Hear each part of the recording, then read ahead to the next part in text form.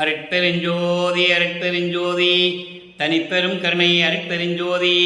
எல்லா உயிர்களும் இன்புற்று வாழ்க, வள்ளல் மலரடி வாழ்க வாழ்க, கொல்லாபரதம் குவளை எல்லாம் ஓங்குக, நல்லோர் நினைத்த நலம் பெறுக, நன்றி நினைத்த எல்லோரும் வாழ்க இசைந்து.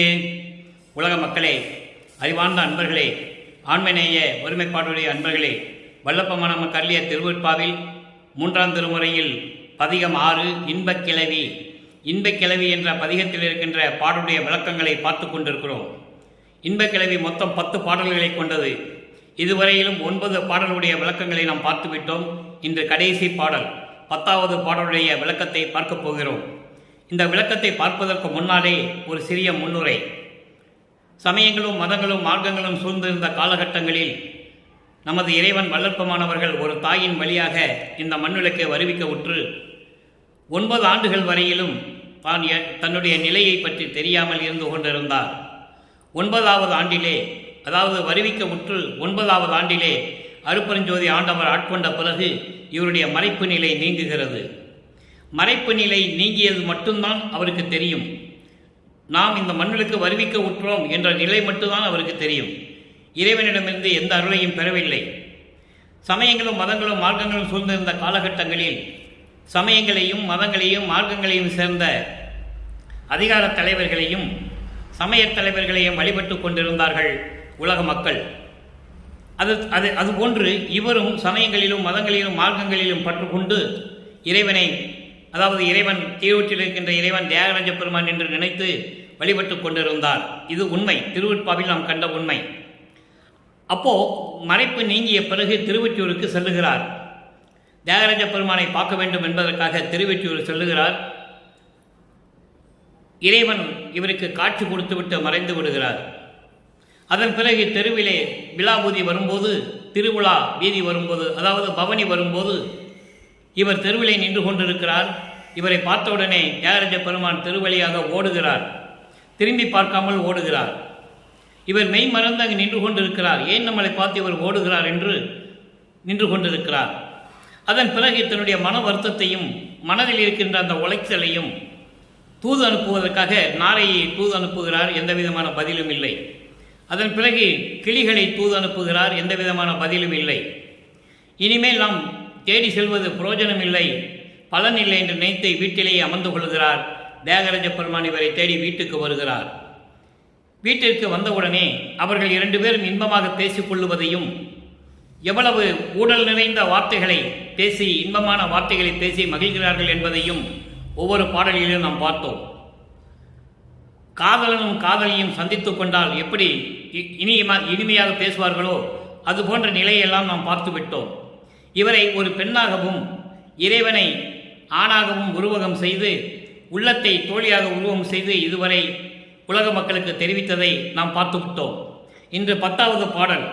10வது பாடலிலே என்ன சொல்லுகிறார், எப்படி இறைவன் தன் வீட்டிற்கு வந்து அமர்ந்து கொண்டிருக்கிறார் என்பதையும், திருவொற்றியூரில் இருக்கின்ற இறைவனை எப்படியெல்லாம் உருவகப்படுத்துகிறார் என்பதையும் விளக்கமாக இந்த பாடலிலே நமக்கு அருளியிருக்கிறார்கள். நம்மளையெல்லாம் படைத்து காத்து கொண்டிருக்கின்ற அருட்பெருஞ்சோதி ஆண்டவராகிய நமது இறைவன் வல்லற்பமானவர்கள். சமயங்களும் மதங்களும் மார்க்கங்களும் சூழ்ந்திருந்த காலகட்டங்களில் அவருக்கு சுத்த சன்மார்க்கத்தை பற்றி தெரியாது. அருட்பெருஞ்சோதி ஆண்டவர் யார் என்றே அவருக்கு தெரியாது. அந்த நிலையில் இருக்கும்போது தான் இந்த பாடல்களை எல்லாம் நமக்கு அருளி இருக்கிறார்கள். அதை நாம் பார்த்து கொண்டிருக்கிறோம். இப்போ இந்த பாடலில் பாருங்கள், கடைசி பாடல் 10வது பாடல், பதிகம் 6 3ஆம் திருமுறை 10வது பாடல்.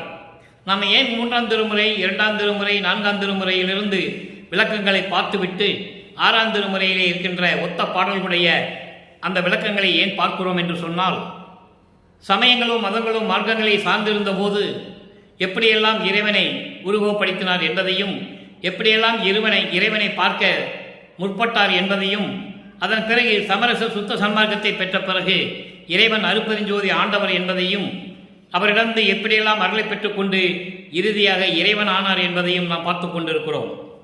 10வது பாடல் பாருங்க. இன்னைக்கு வருந்தேன் மகளிர். இங்கே மகளிர்னு சொல்றாரு, பெண்களை பார்த்து சொல்லுகிறார்.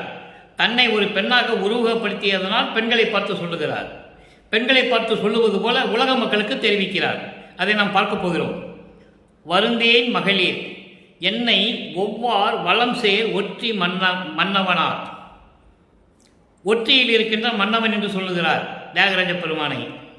தரும் தேன் அமுதம் உண்டு என்றும் சலிய வாழ்வில் தருக்கி மகிழ்ந்திருந்தேன்.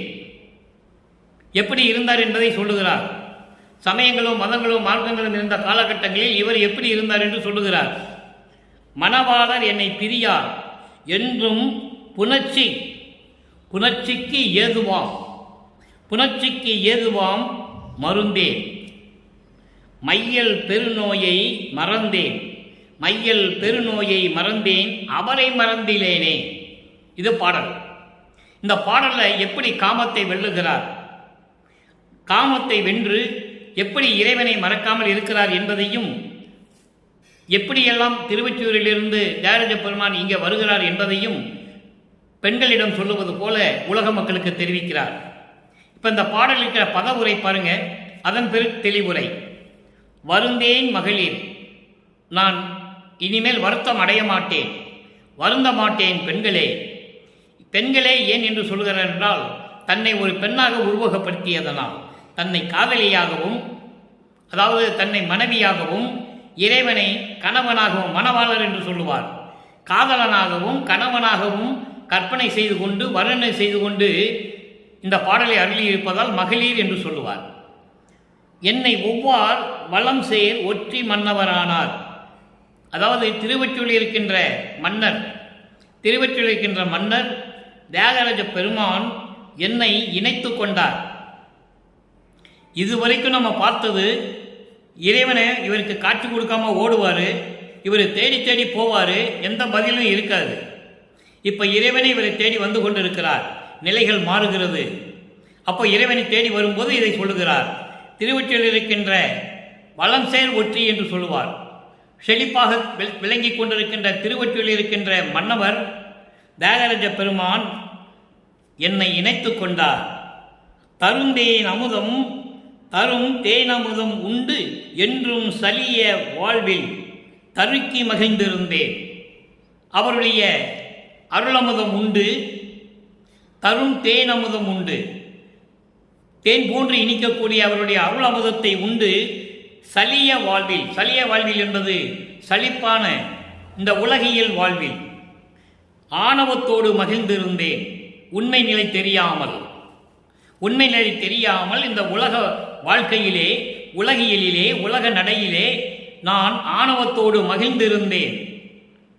அவருடைய அருளமுதத்தை உண்டு என்றும் உலக வாழ்க்கையில் இருக்கின்ற அந்த சலிப்பான வாழ்க்கை, இன்பங்களை கொண்ட, அதாவது இன்பங்கள் கொண்ட இல்லை, இன்பங்களை தவிர்த்த துன்பங்களும் துயரங்களும் உடைய சலிப்பான இந்த உலக வாழ்க்கையிலே நான் ஆணவத்தோடு மகிழ்ந்து கொண்டிருந்தேன். மணவாளர் என்னை பிரியார், இனிமேல் இறைவன் என்னை விட்டு பிரிய மாட்டார். அப்ப நிலைகள் மாறுகிறது.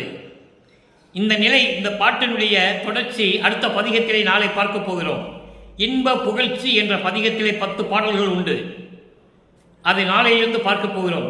இப்போ இதை இறைவன் இனிமேல் என்னை பிரிய மாட்டார் என்று சொல்லுகிறார். இறைவன் தியாகராஜ பெருமான் என்னை பிரிய மாட்டார். ஏனென்றால் அந்த காலகட்டத்தில் தியாகராஜ பெருமானை தான் எல்லாம் அங்கே வழிபட்டு கொண்டிருந்தார்கள். அந்த நிலையிலே இவரும் அவரை வழிபட்டு கொண்டிருக்கிறார். அவர் இறைவன் என்று நினைத்து கொண்டு வழிபட்டு கொண்டிருக்கிறார். அருப்பெருஞ்சோதி அப்புறம் யார் என்ன அவருக்கு தெரியாது. என்றும் புணர்ச்சிக்கு ஏதுவாம்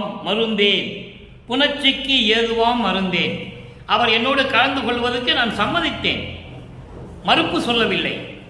ஏனென்றால் இதுவரையிலும் 9வது ஆண்டிலிருந்து நான் இந்த மண்ணுலக வருவிக்கு உற்று 9வது ஆண்டிலிருந்து நான் யார் என்ற தெரியாத நிலையில் இருக்கும்போது இறைவனை பார்க்க சென்ற போது அவர் எனக்கு காட்சி கொடுப்பதும், என்னிடம் ஒன்று பேசாமல் இருப்பதும், தெருவழியாக ஓடுவதும் இப்படியே இருந்து கொண்டிருந்தார். இப்போ என் வீட்டிற்கே வந்துவிட்டார். என்னை அணவரைத்து கொண்டார், இணைத்து கொண்டார். இனிமேல் நான் இந்த உலக வாழ்க்கையிலே நான் சிறுகோடு மகிழ்ந்திருந்தேன். அதோடு மட்டுமல்ல, இனிமேல் என்னை பிரிய மாட்டார். மணவாளர் என்று சொல்லுகிறார், இறைவனை கணவன் என்று சொல்லுகிறார். தன்னை ஒரு பெண்ணாக உருவப்படுத்தினால் கணவர் என்று சொல்லுகிறார். என்றும் புணர்ச்சிக்கு ஏதுவாம் மருந்தேன். அவர் என்னோடு கலந்து கொள்வதற்கு தகுந்தபடி நான் எந்த மறுப்பும் சொல்லவில்லை. சம்மதித்தேன். மையல் என்னும் பெரு நோயை மறந்தேன். மையல் பெரு நோய் என்பது காமம். காமத்தை நான் மறந்து விட்டேன், விட்டு விட்டேன் என்று சொல்லுவார். ஏனென்றால் காமம், குரோதம், லோபம், மோகம், மதம், ஆச்சரியம், இப்படி 6 துரிசுகள் உண்டு, பிண்ட துரிசுகள். அந்த பிண்ட துரிசுகளிலே காமமும் ஒன்று. அந்த காமத்தை நான் மறந்தேன், அவரை மறந்திலேனே, அவரை என்னால் மறக்க முடியாது, நான் மறக்க மாட்டேன் என்று சொல்லுகிறார். இது பதவுரை. இந்த பாடலை கேட்ட விளக்க உரை பாருங்க, கோர்வையாக சொல்லுகிறேன். உலக பெண்களே, நான் வருந்த மாட்டேன். எப்படி என்றால், என்னோடு சேர்ந்த வளமுடைய ஒற்றையில் இருக்கும் மன்னவர் கொடுத்த தேனமுதம், அருளமுதம் உண்டு என்றும் சலிப்புள்ள உலக வாழ்க்கையில் மகிழ்ந்து இருந்தேன். எனது கணவர் என்னை விட்டு இனிமேல் பிரிய மாட்டார். செருக்கோடு என்று சொல்லலாம், பெருமையோடு என்றும் சொல்லலாம், ஆணவம் மிக்கது என்றும் சொல்லலாம். எப்படி வேணாலும் பொருள் எடுத்துக் கொள்ளலாம். இனிமேல் என் கணவர் என்னை விட்டு பிரிய மாட்டார். எப்பொழுதும் கலந்து கொள்வதற்கு வசதியாக நான் சம்மதித்தேன், மறுப்பு சொன்னதில்லை. காமம் என்னும் பெரு நோயை மறந்தேன், அதே நேரத்தில் அவரை நான் மறந்திலேனே, அவரை நான் என்றுமே மறக்க மாட்டேன் என்று சொல்லி இந்த பாடலை நமக்கு அருளி இருக்கிறார்கள். இதனால் வல்லற்பமானவர்கள் உலக மக்களுக்கு தெரிவிப்பது என்னவென்றால், இங்கே பெண்கள் என்று சொல்லுவார், தன்னை ஒரு பெண்ணாக உருவகப்படுத்தியதனால் உலக மக்களுக்கு சொல்லும்போது, உலக மக்களே, நான் இதுவரையில் இந்த மண்ணுலக்கு வருவிக்க உற்று 9 ஆண்டுகள் வரையிலும் நான் யார் என்ற தெரியாத நிலையில் இருந்து கொண்ட நிலையில் நான் தியாகராஜ பெருமனை பார்ப்பதற்காக திருவெற்றியூர் சென்றிருந்தேன். அப்போது என்னை திரும்பி பார்க்காமல் தெருவழியாக ஓடுகிறார். நான் தெருவிலே நின்று கொண்டிருந்த போது இப்படியெல்லாம் நடந்தது. நானும் பின்னாலேயே ஓடினேன். அவர் ஓட்டத்தை என்னால் பிடிக்க முடியவில்லை. நாரையும் கிளிகளையும் தூது அனுப்பி பார்த்தேன், எந்த பலனும் இல்லை. இனிமேல் திருவெற்றியூருக்கே செல்லக்கூடாது என்ற முடிவில் வீட்டிலேயே அமர்ந்து கொண்டிருந்தேன்.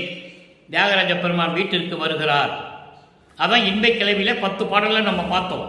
இப்போ வீட்டுக்குள்ள வந்துட்டார்.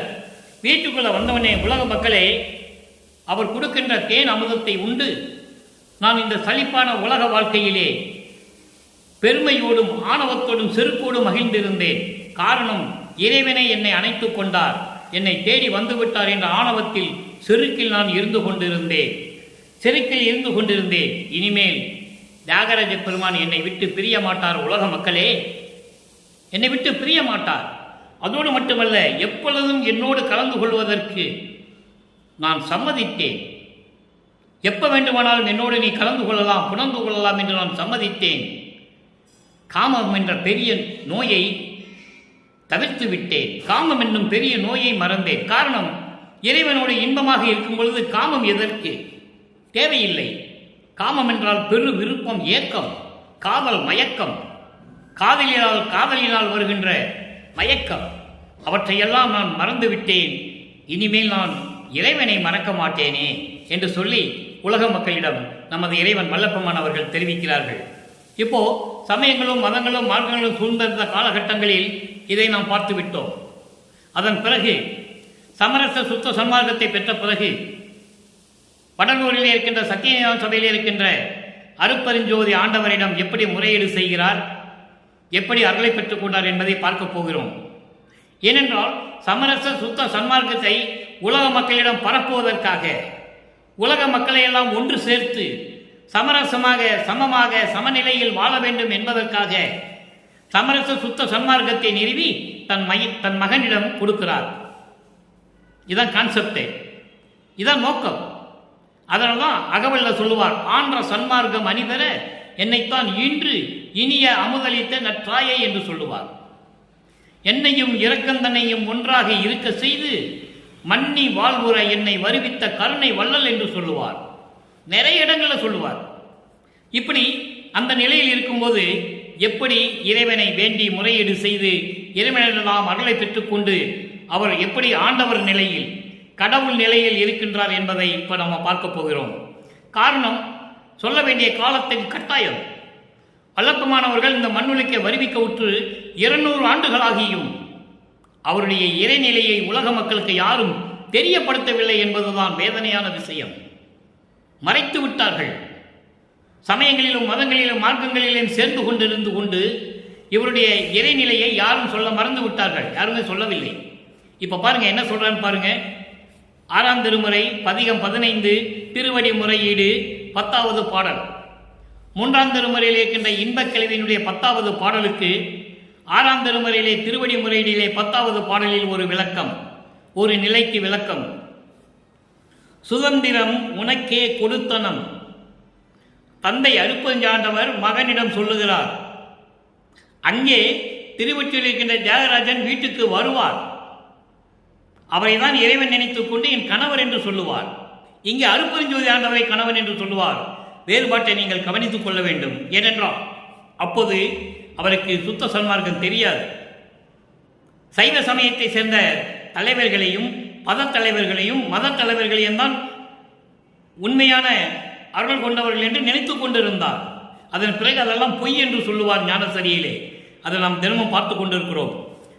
சுதந்திரம் உனக்கே கொடுத்தனம், உனது தூய நல் உடம்பினில் புகுந்தேன், இதம் தரும் உள்ளத்தில் இருந்தனம், உனையே இன்புற கலந்தனம். அருப்பஞ்சாண்டவர் சொல்றாரு மகன்கிட்ட, அவர் மகன்கிட்ட செல்வப்பிள்ளை கிட்ட, அவர் பேர் செல்வப்பிள்ளை. நம்ம வல்லப்பமான்னு கூப்பிட்டு பழகிட்டோம். இறைவன் அருப்பஞ்சாண்டவர் தன் மகனுக்கிட்ட பெயர் செல்வப்பிள்ளை. நம்ம பழகிட்டோம் வளர்ப்பமான், அதனால வல்லப்பமான்னு சொல்றோம். வல்லப்பமான இன்புற கலந்தோம், அழியா பதந்தனில் வாழ்க, அருப்பெருஞ்சோதி பரிசு பெற்றிடுக, பொற்றவையும் சிதந்தரும் சபையும் போற்றுக, என்றாய் தெய்வமே, என்றாய் தெய்வமே வாழ்க நின் சீரே என்று நமக்கு அருளியிருக்கிறார்கள் நமது இறைவன் வல்லப்பமானவர்கள். எப்படி சொல்றா பாருங்க அருப்பஞ்சாண்டவர் மகன் கிட்ட. அங்கே தியாகராஜ பெருமான் அருளை கொடுக்க மாட்டார். அருளை பெற்றதே இல்லை 4ஆம் திருமுறை வரைக்கும்.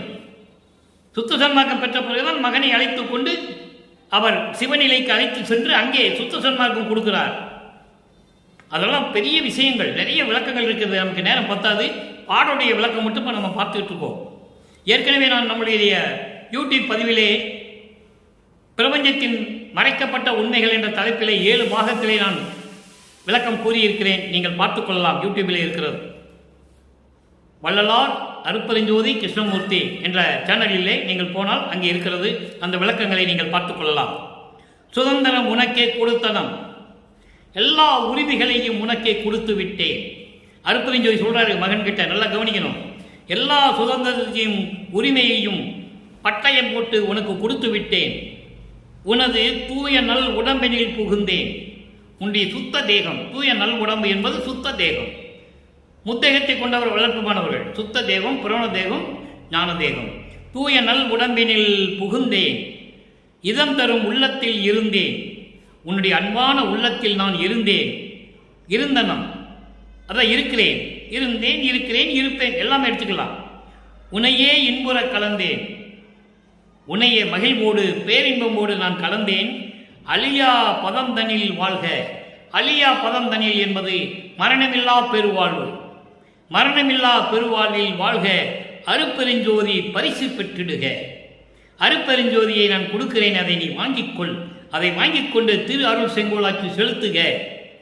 பொற்சபையும் சிதந்தரும் சபையும், பொற்சபை அருளோடு விளங்கிக் கொண்டிருக்கின்ற பொற்சபையிலும் சரி சிற்றபையிலும் சரி போற்றுக என்றாய், போற்றி பாடுக என்றாய். தெய்வமே வாழ்க நின் சீரே.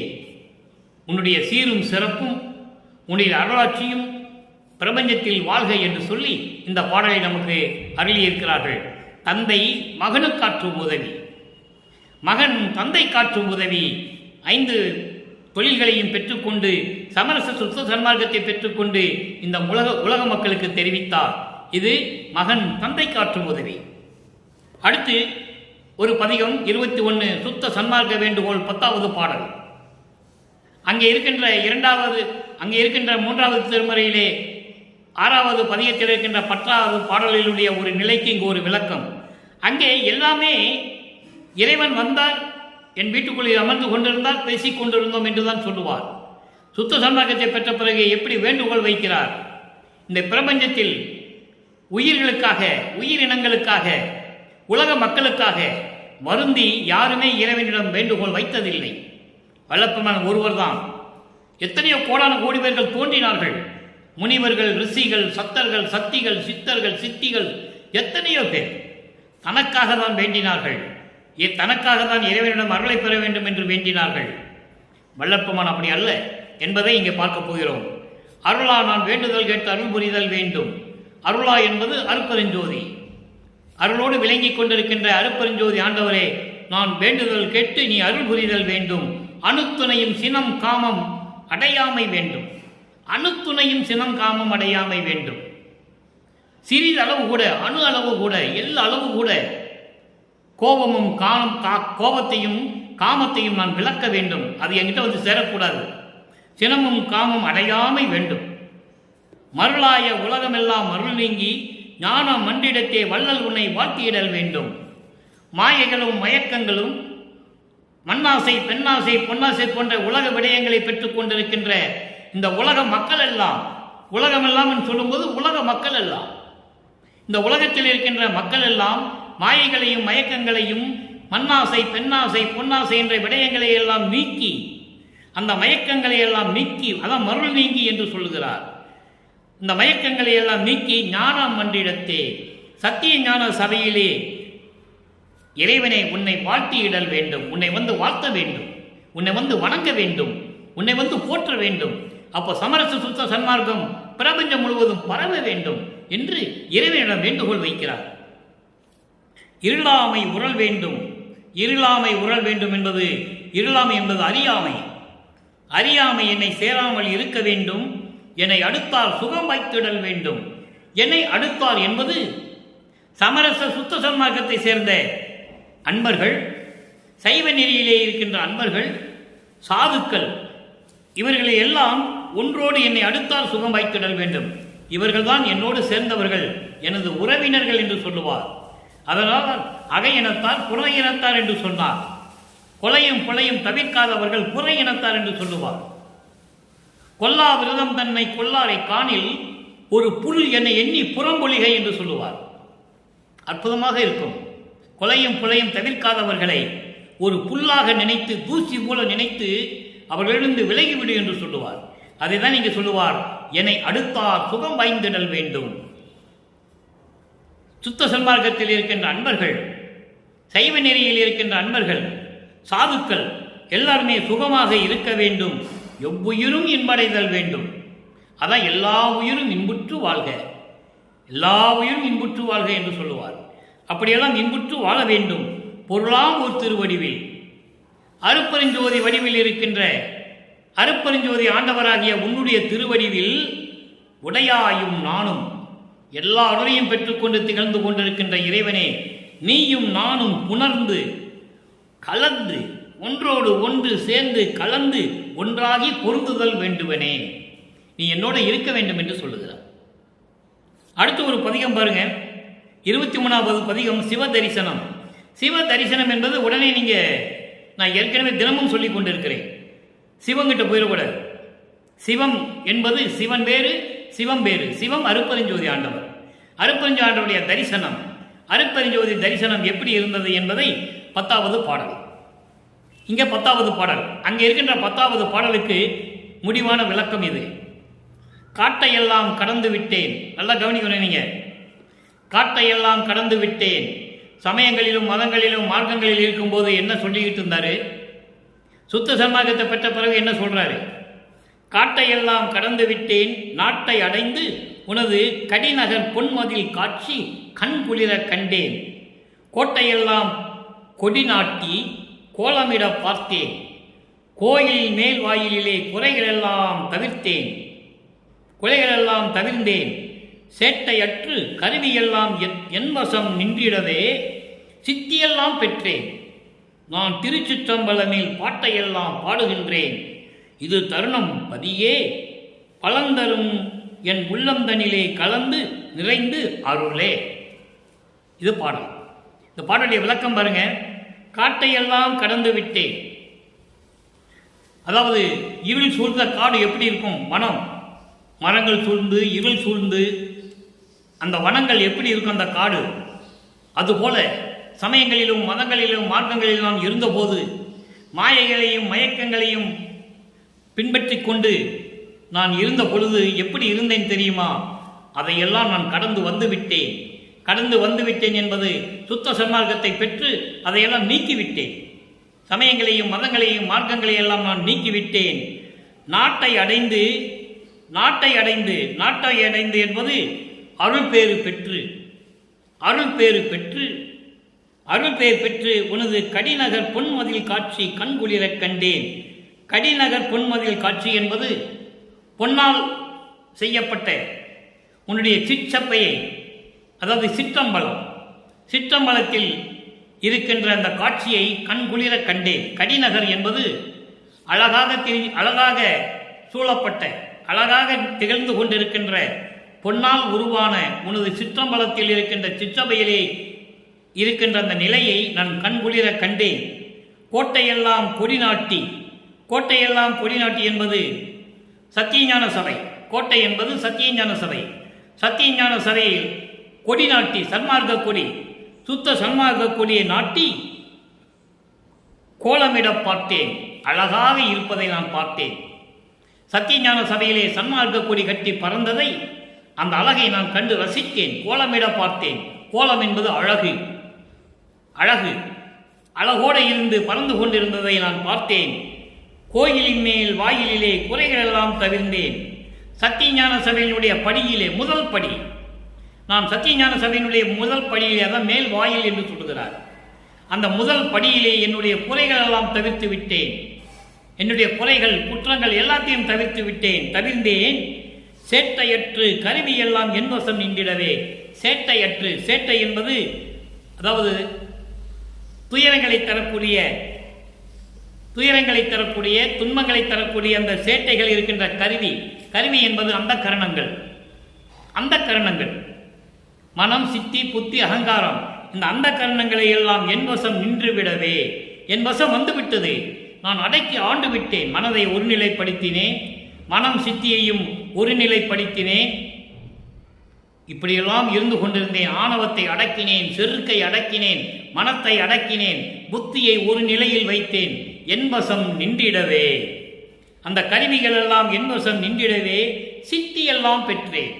சித்தி என்பது இறைவனுடைய அருளாற்றல். அதான் சித்தி வளாகம் என்று சொல்லுகிறோம். சித்தர்கள் பெற்ற சித்தி வேறு. அது கர்ம சித்தி, யோக சித்தி. முனிவர்களும் சித்தர்களும் மற்றவர்களும் யாராக இருந்தாலும் சரி, அவங்க பெற்ற சித்தி வேறு. அது கர்ம சித்தி, யோக சித்தி. கர்ம சித்தி 3.25 வருஷம் வரைக்கும் தான், 3 வருடம் வரைக்கும் தான் இருக்கும். அதுக்கப்புறம் செயல்படாது. யோக சித்தி என்பது 108 வருடங்கள் வரைக்கும் இருக்கும். அதன் பிறகு செயல்படாது. இது இறைவனுடைய சித்தி, இறைவனுடைய அருள். சித்தி எல்லாம் பெற்றேன், இறைவனுடைய அருளை எல்லாம் பெற்றேன். நான் திருச்சிற்றம்பலத்தின் மேல் நான் பாட்டையெல்லாம் பாடுகின்றேன். இறைவனை போற்றி வணங்குகிறேன் என்று சொல்லுகிறார். திருச்சிற்றம்பலத்திலே இருந்து கொண்டு நான் இறைவனை வணங்குகிறேன். இதுதான் தருணம் பதியே, அருட்பெருஞ்சோதி ஆண்டவரே, இதுதான் நல்ல நேரம். எனக்கு நன்மையை தரக்கூடிய, பலன்களை தரக்கூடிய அத்தனை அருளையும் என் உள்ளம் தன்னிலே கலந்து நிறைந்து அருளே. என் உள்ளத்திலே கலந்து பரிபூரணமாக விளங்கிக் கொண்டிருக்க வேண்டும், நிரந்தரமாக. அப்படிப்பட்ட அருளை எல்லாம் எனக்கு கொடுக்க வேண்டும், எனக்கு கொடுத்து அருள்வாயாக என்று சொல்லி இந்த பாடலை நமக்கு அருளியிருக்கிறார்கள். நம்மளையெல்லாம் படித்து காத்து கொண்டிருக்கின்ற அருட்பெருஞ்சோதி ஆண்டவராகிய வல்லப்பமானவர்கள். அடுத்து ஒரு விளக்கம். பதிகம் 37, 6ஆம் திருமறை அருள் விளக்க மாலை 70வது பாடல். சமயங்களிலும் மதங்களிலும் மார்க்கங்களில் இருந்த போது எந்த நிலைகளையும் அடையாத வல்லப்பமானவர்கள் சுத்த சன்மார்க்கத்தை பெற்ற பிறகு எப்படியெல்லாம் இறைவன் தனக்கு அருளை கொடுத்தார் என்பதை அருள் விளக்க மாலையிலே கூறியிருக்கிறார்கள்.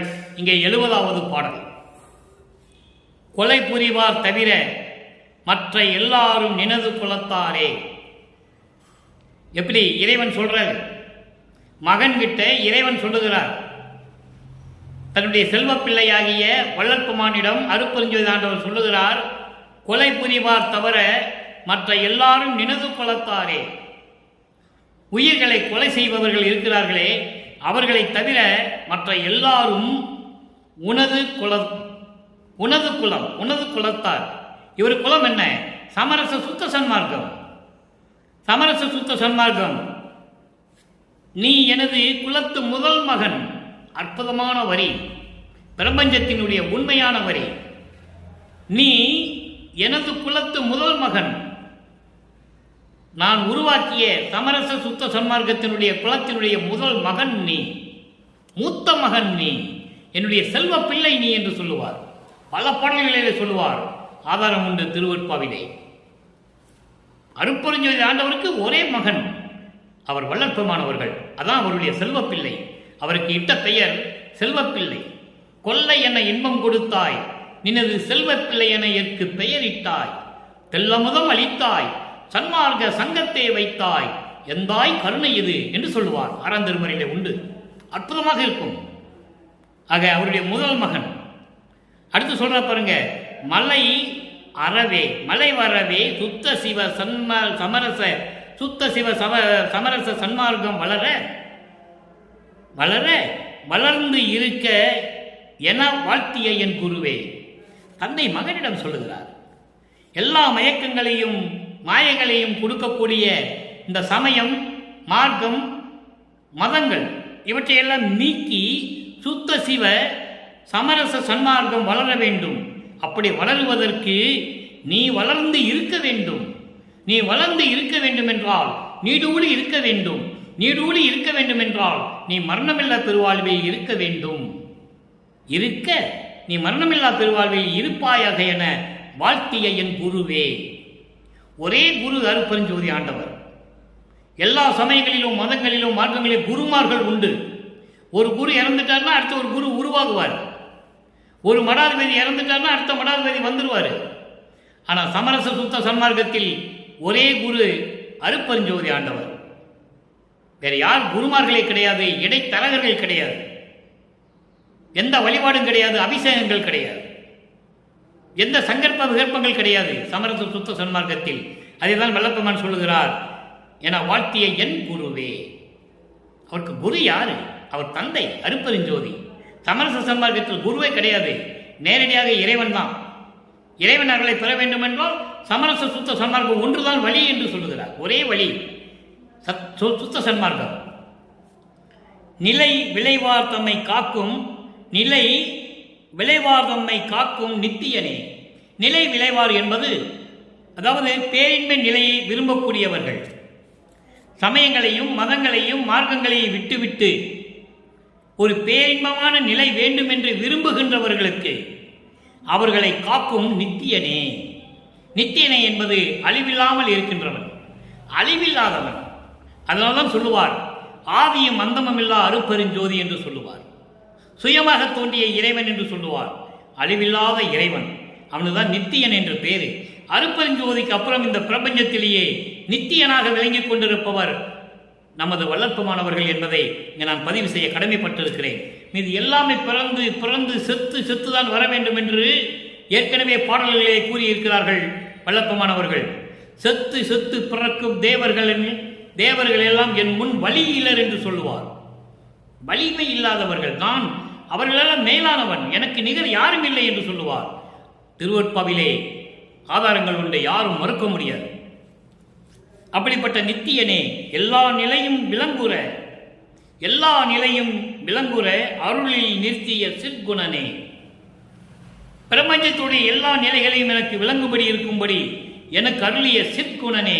சிற்குணம் என்பது மெஞ்ஞானம் உடைய இறைவனே. நான் ஏற்கனவே பல இடங்களில் கூறியிருக்கிறேன், ஞானம் வேறு மெஞ்ஞானம் வேறு. ஞானம் பெறுவது கர்ம சித்தி யோக சித்தியில் சென்றவர்கள் பெற்றது ஞானம். அவர்களுக்கு உலகத்தினுடைய எல்லா நிலைகளும் தெரியாது, உலகினுடைய எல்லா நிலைகளும் தெரியாது. மெஞ்ஞானம் பெற்றவன் தான் எல்லா நிலைகளையும் அறிய முடியும். அதை பிரம்மனும் திருமாலும் ருத்திரனும் யாராக இருந்தாலும் சரி, யாருக்கும் மெஞ்ஞானம் இல்லை என்பதை திருவெட்பாவில் நமக்கு அள்ளியிருக்கிறார்கள். அதன் விளக்கங்களாம் நிறைய நான் கொடுத்திருக்கிறேன். புலையறியா பெருந்தவர்கள் போற்ற, அங்க கொலை சொன்னார் முதல் வரியிலே. கொலை புரிவார் தவிர மற்ற எல்லாம் நினது குலத்தாரே மகனே. நீ அந்த குலத்தின் நீ மூத்த மகன், செல்வ மகன், செல்வ பிள்ளை என்று சொல்லுவார். பின்னால் சொல்றாரு, கொலை அறியா பெருந்தவர்கள் போற்ற.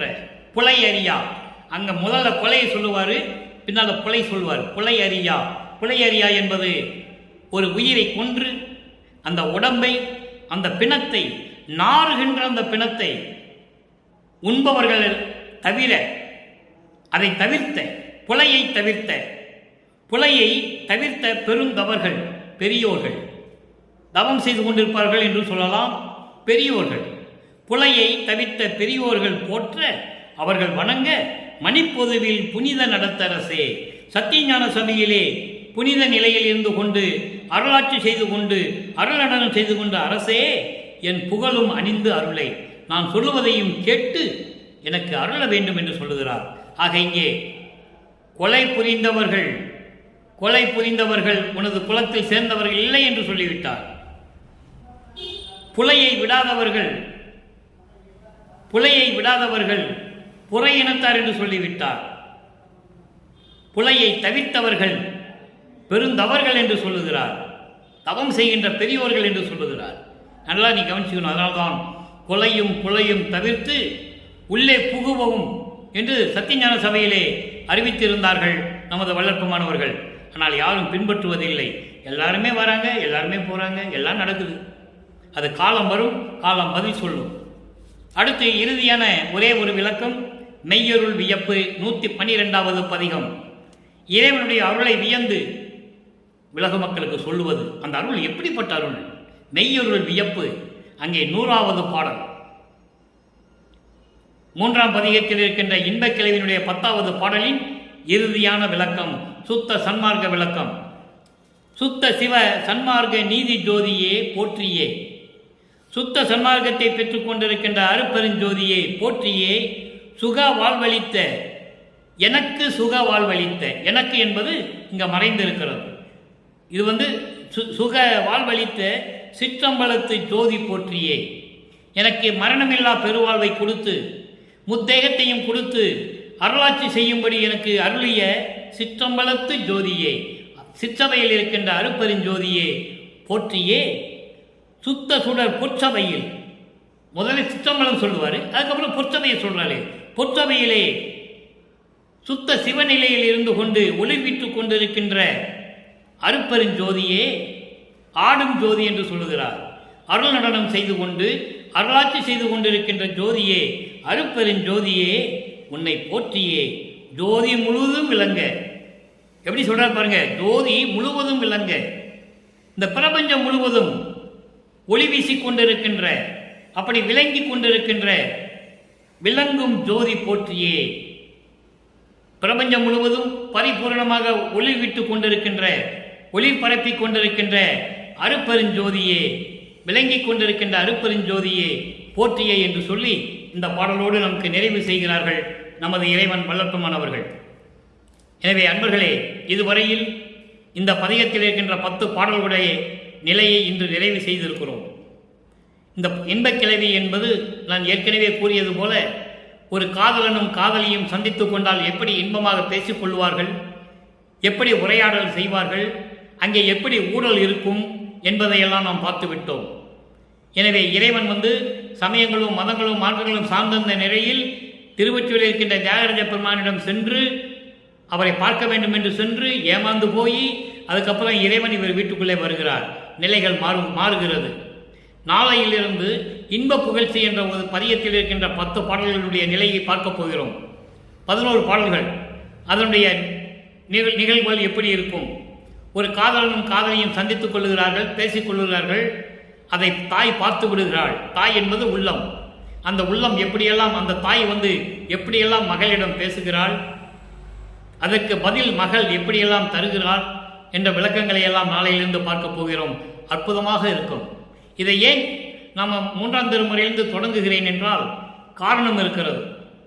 வள்ளற்பமானவர்கள் வருவிக்க விட்டு 200 ஆண்டுகளாகியும் வள்ளற்பமானுடைய நிலையை ஆரம்பத்திலிருந்து 9வது ஆண்டிலிருந்து என்னென்ன நடந்தது என்பதை மக்களிடம் யாரும் சொல்லவில்லை. அதை நாம் பார்த்து கொண்டிருக்கிறோம். வள்ளற்பமானவர்கள் வருவிக்க உற்று 1ஆம் ஆண்டிலிருந்து 51 ஆண்டுகள் வரையிலும் 8 ஆண்டுகளாக பிரித்து 6 8களாக பிரித்து 6 8 48, ஒவ்வொரு 8லும் அந்த 8 ஆண்டுகள் இடைப்பட்ட அந்த 8 ஆண்டுகளிலும் எப்படியெல்லாம் தன் மகனை ஆட்கொள்கிறார் என்பதையும், எப்படியெல்லாம் அருளை கொடுக்கிறார் என்பதையும், சமரச சுத்த சன்மார்க்கம் எப்பொழுது தன் மகனுக்கு கொடுத்தார் என்பதையும் எல்லாம் நாம் படிப்படியாக பார்த்து கொண்டிருக்கிறோம். கடைசி 3 ஆண்டுகள் இருக்கின்றன. 49வது ஆண்டு, 50வது ஆண்டு, 51வது ஆண்டு. வல்லற்பமனை பற்றி கூறும்போது வயது பற்றி கூறக்கூடாது. அது வறுமைக்கு ஊற்று ஆண்டிலிருந்து என்று கணக்கு சொல்ல வேண்டும். அந்த 3 ஆண்டுகள் எப்படி அந்த நிலையை பெற்றார் என்பதை 2ஆம் திருமுறை முடிந்த பிறகுதான் சொல்ல முடியும். 2ஆம் திருமுறையும் 4ஆம் திருமுறையிலே சில பதியங்கள் பாக்கி இருக்கின்றன. 4ஆம் திருமுறையிலே அன்பு மாலையும் அருட்பிரகாச மாலையும் அந்த விளக்கங்கள் மட்டும்தான் நான் கொடுத்திருக்கிறேன். மீதி இருக்கிறது. அது ஏன் இருக்கிறது என்றால் 2ஆம் திருமுறையினுடைய பாடலுக்கும் 4ஆம் திருமுறையிலே இருக்கின்ற பாடலுக்கு ஒப்பிட்டு சொல்ல வேண்டும். ஏனென்றால் 2ஆம் திருமுறையிலே திருநீர் பூச வேண்டும் என்று சொல்லுவார். 4ஆம் திருமுறை வரும்போது இறைவன் திருநீரை வேண்டாம் என்று சொல்லிவிட்டார் என்று சொல்லுவார். 6ஆம் திருமுறைக்கு வரும்போது சுத்த சன்மார்க்கத்துக்கு வரும்போது திருநீர் பூசக்கூடாது என்று சொல்லுவார். அங்கே என்ன சொல்லுவார்? 2ஆம் திருமுறையிலே சிவாய நம என்று சொல்லி திருநீர் பூசிக்கோ, நமச்சிவாய் என்று திருநீர் பூசிக்கோ எல்லாம் சொல்லுவார். உண்மைதான். 4ஆம் திருமுறைக்கு வரும்போது மகனே அதெல்லாம் தேவையில்லை, உலக மக்களுக்கு சொல்லிவிடு, இனிமேல் தேவையில்லை என்று சொல்லுகிறார். அப்போ உலக மக்களுக்கு சொல்லிவிடும் என்று சொல்லும்போது சமரச சுத்த சன்மார்க்கத்தை கொடுக்கிறார். அப்போ சமரச சுத்த சன்மார்க்கம் வரும்போது இங்கே சமயங்களும் மதங்களிலும் மார்பில் கூறப்பட்ட சங்கற்ப விகற்பங்கள் இருக்கக்கூடாது என்று சொல்லுவார். இதெல்லாம் அற்புதமாக இருக்கும். அதை நாம் பார்க்க போகிறோம். எனவே இதுவரையில் பார்த்த 10 பாடலுடைய விளக்கங்கள் உங்களுக்கு புரிந்திருக்கும் என்று நான் கருதுகிறேன்.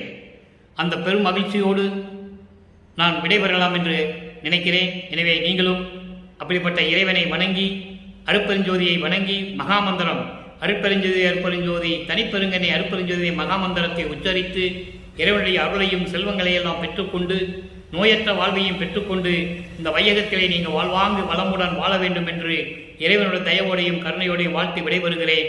இந்த வள்ளலார் ஊழியன். மீண்டும் நாளை சந்திப்போம். நன்றி, வணக்கம். அருட்பெருஞ்சோதி அருட்பெருஞ்சோதி தனிப்பெரும் கருணை அருட்பெருஞ்சோதி.